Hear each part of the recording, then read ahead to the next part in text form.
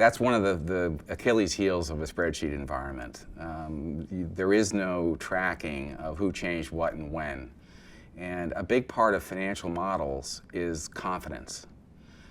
If you don't believe the answers you're getting, or you're concerned about whether the answers you're getting are correct, that's very disconcerting. I mean, the model goes down. I mean, it goes down in its usefulness. In that, if you don't trust what's coming out, the model becomes basically worthless because it's not really answering your question.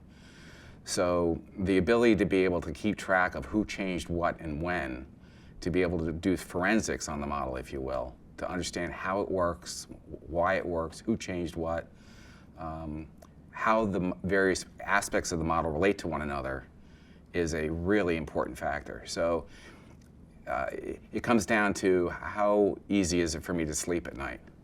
I made this change today, and then you go home, at least if you're a modeler, and you go, boy, did I really make all those connections? Did I draw that formula all the way across?